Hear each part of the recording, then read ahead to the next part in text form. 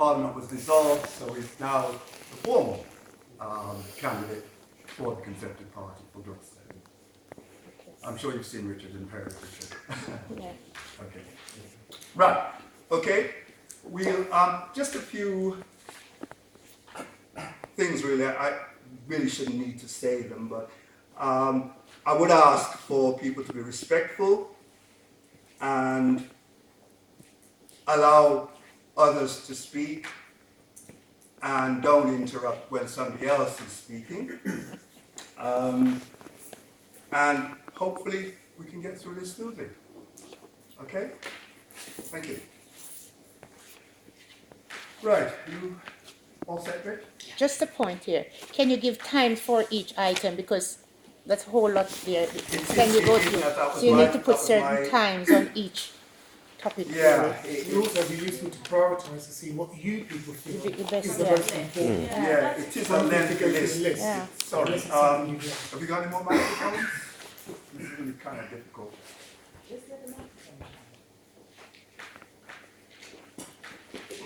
It might be useful. I think the room is relatively quiet. We can maybe proceed without the microphone. Okay, I think fair enough, people here fair enough. have reasonable projection. Okay, okay, let's... Would it be a good idea to ask each of the candidates to give us a brief opening statement about why they want to stand to be MP for the city and what their main aims and ambitions are? Well, I was hopeful that most of us would have received literature through the post. I received one from everybody. I don't think I received one from the Green Party, actually. Okay. So time is of the essence here. So rather than go through all that, I think we should by now have an idea of what platform people are standing on. So I think we need to go into the meat of things and get on. As suggested, maybe we ought to prioritize the items, because I suspect we'll not get through all of them. So just from the floor, if people indicate what they consider to be the most important items on the agenda, show of hand would be useful. Windrush.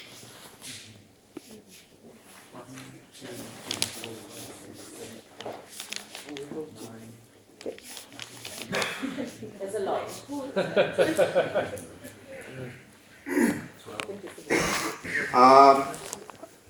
Brexit.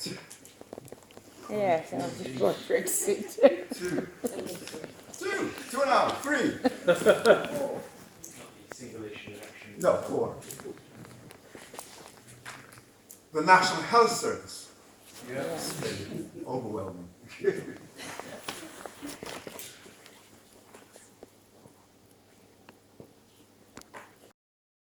Employment.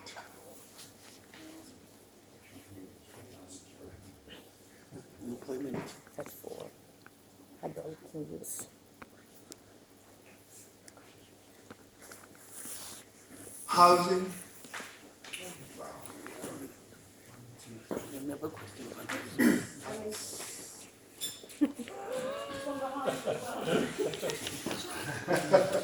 Okay. But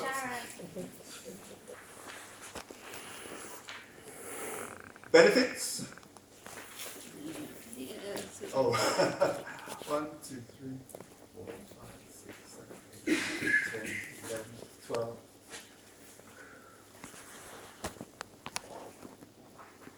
Social care.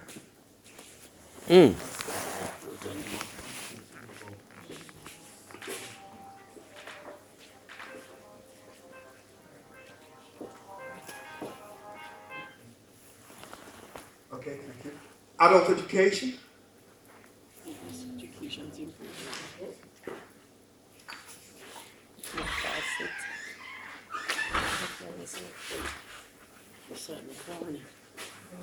Seven.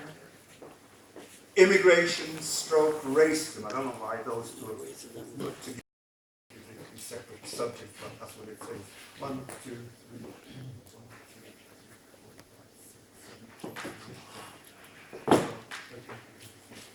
17.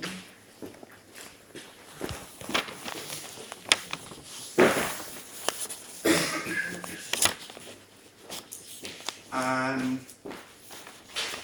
the party's manifesto versus the reality situation. Yes, I think that should be their closing. Well, I mean, I suspect, like I said, we're going to run out of time, so we'll take a vote on that one, because women in here end up not taking it. Can we have another show of hands on that one? 1, 2, 3, 4, 5, 6, 7, 8, 9, 10. I think all of these items seem to be very popular. Law and order. Oh gosh, we'll be here till midnight. 1, 2, 3, 4, 5, 6, 7, 8, 9, 10, 11. Democracy in action. Yeah. Okay, right. I think I'll take them in the order of people's interests. And the National Health Service seemed to have been at the top of everybody's lists. So we'll start with the National Health Service. And perhaps we just move along the line from me. The last will be the first. Well, Errol, thank you very much. Does this No, it turned itself off by the looks. okay, it reached me and then Yeah. that was the final score. We switched it off because you said you didn't need it. Oh, you said no. Oh, okay. Well, can you hear at the back? Yes, we can. Yeah. Albert, you can hear all right? You're more or less the back? Yes. Can I? Come up closer Okay. to the Let me stand up and then it's even easier. And besides, the difference between me standing up and sitting down isn't big anyway. First of all, Errol, thank you for compiling these things. Not an easy task. And secondly, apologies to you all for arriving a bit late. It is good to be back here. I think it's only 3 or 4 days since I was last here. Lots of familiar faces and a great evening to be discussing some of these big issues. NHS. We could chat about the NHS probably for a week at least. So I want to just try and focus on 3 key things. The first one is the national approach by my party, the Conservatives. The second thing is what's happening locally here in Gloucester. And the third thing is what have I been doing all about this. So nationally, every party here tonight will no doubt confirm that they are going to put more money into the NHS. And it's very important that the NHS does have the right funding. It was the one sector which continued to get increases in cash terms even after 2010 when we had the biggest ever peacetime recession and the most difficult budget deficit in our history ever. And that is quite right because the NHS is one of our most treasured, I was almost going to call it possessions because it belongs to everybody. It is the bedrock of what fair society is all about. And we put what is factually a record amount of new investment into the NHS over the last couple of years. It started under Theresa May, it's continued under Boris Johnson. But in a way, more important than the actual amount of money is going to be all about how that money is used, and how the NHS can make best use of its leverage as the world's 5th biggest organisation to make sure that the drugs that are available are some of the world's best and leading and most innovative drugs, but at a price that is affordable to the country. And we see a good example of that only a couple of weeks ago with the availability of a new drug for cystic fibrosis. The second thing is using technology to keep on innovating and improving. There are every day 500 people who turn up at our A&E at the GRH, of whom 100 don't need to be there.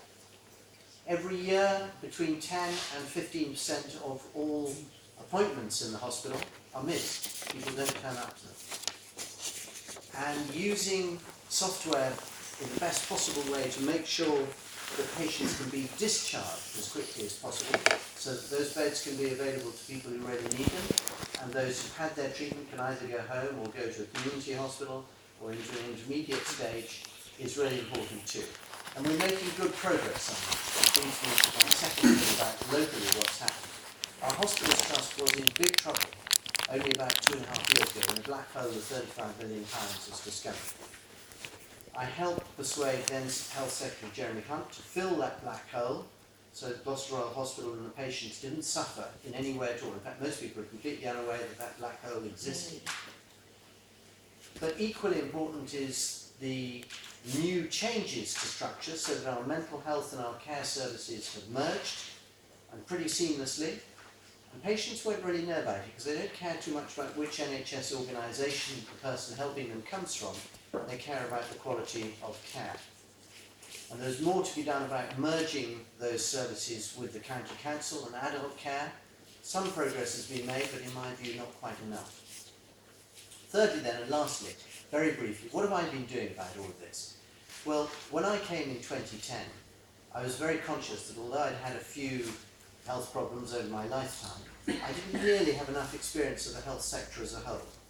So in 2010 I started volunteering for the first time with Gloucester Royal Hospital, and then in about 2015 I started extending that in spending more time with the Mental Health Trust and care services as well. So over the last 10 years I've spent a week every year volunteering with the NHS, and it gives me a huge amount of on-the-ground anecdotal understanding of what's going on from the other volunteers, from patients, carers, you name it. And that matters because every year your MP gets about 12,500 requests for help every year, of which the biggest number consistently every year for the last 10 years has been about health issues. Normally people who've had things that went wrong, an ambulance that didn't turn up, an operation that had a mistake, a GP that wasn't available, you name it. These things happen. Even the best hospitals in the world, and ours is rated good, make mistakes sometimes. So that gave me a bedrock of understanding in the people who to contact when these problems came up, as they do and will go on doing. So, in a nutshell, Conservatives looked after the NHS for 44 years of its life. We will go on doing so. I deeply regret the scaremongering that goes on about privatisation. Private part of the NHS has always existed because all GPs are private businesses. But the NHS itself is owned by all of us. It is a public service and always will be.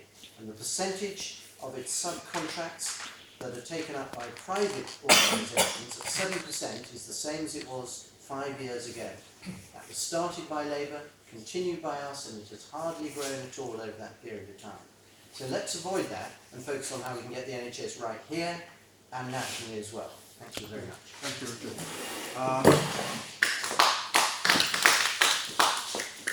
Thank you, and thanks so much for hosting us, Cleo and all the team at Automations. It's really great to be here, and I think there's lots of people here. I'm really pleased with the turnout. So just diving straight into the NHS, I mean, that's a big reason why I'm standing to be your MP, because I want to keep our NHS free at the point of use and safe in public ownership.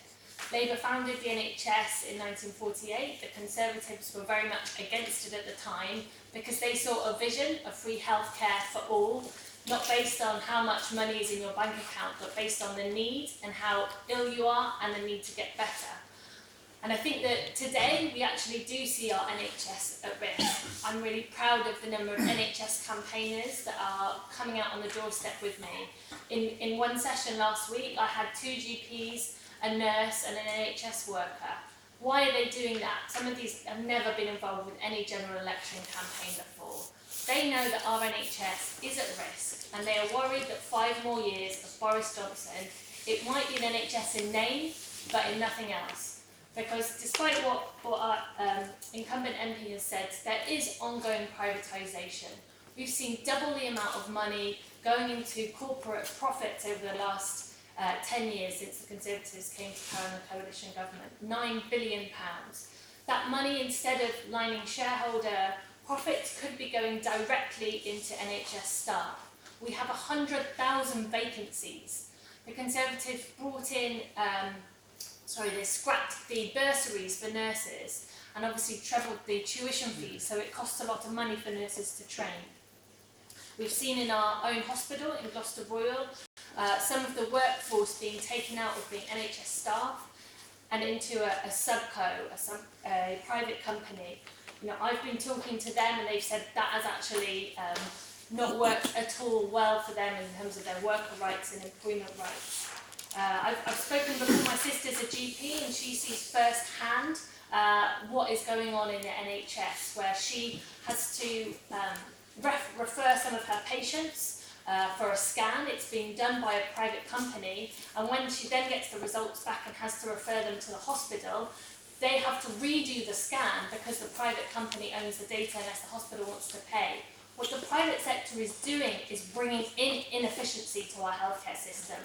We actually know from so many studies and evidence that NHS, which is actually a really radical thing, is one of the most efficient healthcare systems in the world because it is in public ownership.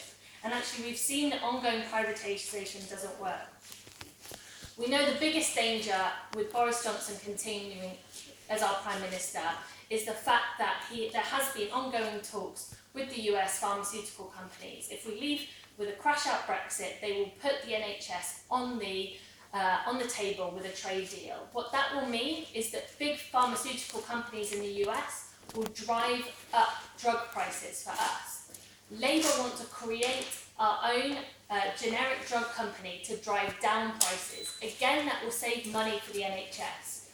We also need to think about social care and mental health. If we don't have an integrated social care system, again, which is free at the point of use and is properly funded, then we aren't going to be able to see people coming out of hospital and into care and into the community. We've actually got 15,000 fewer beds than when we started, the coalition came into power in 2010. Labour has a whole series of great policies, I think, which are needed to actually bring our health service and social care service up to date. They include things like free prescriptions for all, getting rid of hospital parking so nurses don't have to fight between paying a hell of a lot of money to park when they're already on their wages, they're struggling with their wages. This is an NHS election as much as anything else, and a vote for Labour is a vote to save, protect our NHS, keep it free at the point of use and for all. Thank you.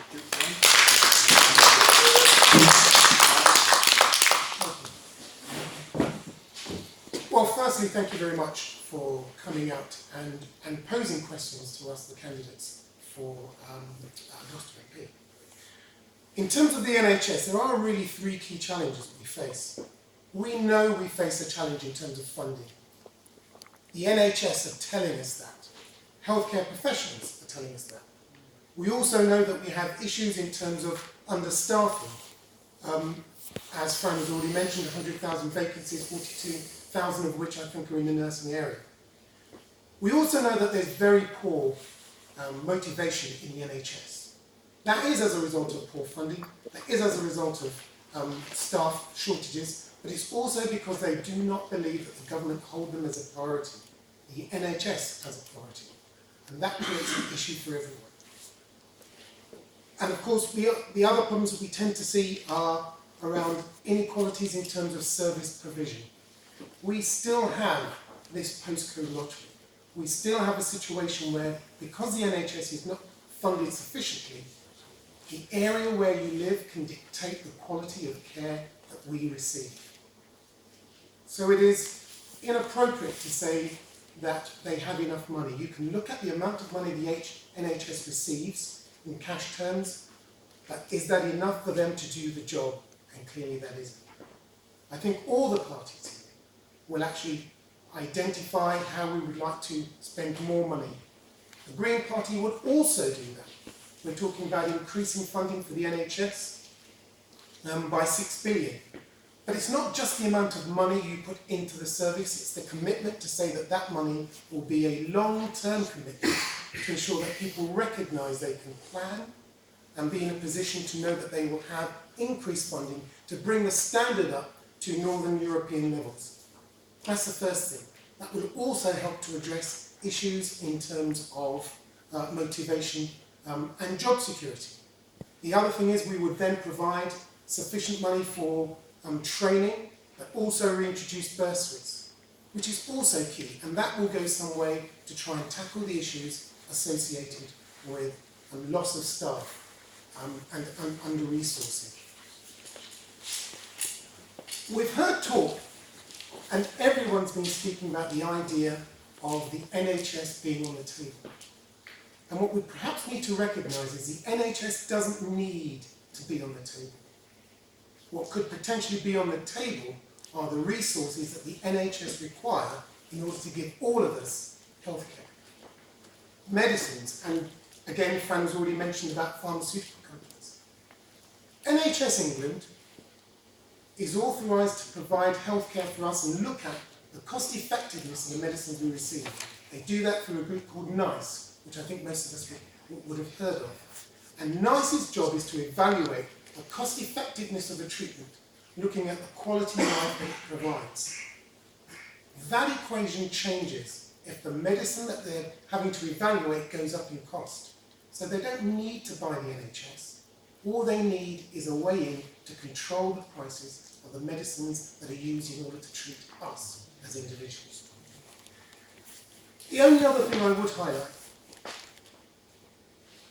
throwing money at this situation isn't the only thing that we need. Long-term investment, improving the resources that have, so you don't have staff doing 3 or 4 different jobs when they're there as a GP or they're there as a consultant. These individuals need to be in a position whereby they have the support staff to help them to do the job properly. That's within our NHS. But there are support services which are also underfunded, which also need help and resource. We need provision for elderly care so that we don't have individuals who want to go home sitting in bed because there aren't provisions for them. So I would say there are lots and lots of things we can do in terms of funding, in terms of nursing bursaries, in terms of ensuring that there's no increase in the cost of resources for the NHS. But we must also look at the support services, which also take some of the burden off of our NHS so that it can function correctly.